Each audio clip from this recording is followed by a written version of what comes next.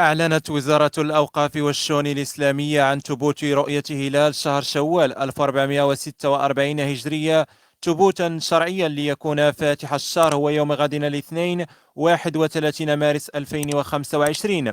وفيما يلي نص بلاغ الوزارة في هذا الشأن، تنهي وزارة الأوقاف والشؤون الإسلامية إلى علم المواطنين أنها راقبت هلال شهر شوال لعام 1446 هجرية بعد مغرب يوم الأحد 29 رمضان المعظم 1446 الموافق ل 30 مارس 2025، فتبت لديها رؤية الهلال ثبوتا شرعيا. وعليه فإن فاتح شهر شوال وأول أيام عيد الفطر المبارك بالمغرب هو يوم غد الاثنين 31 مارس 2025.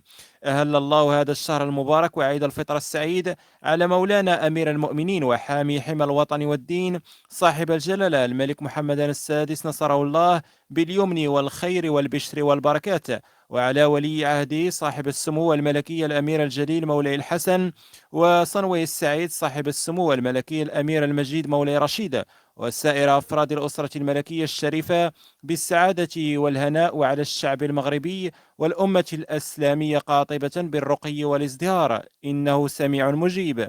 عيدكم مبارك سعيد وكل عام وأنتم بألف خير.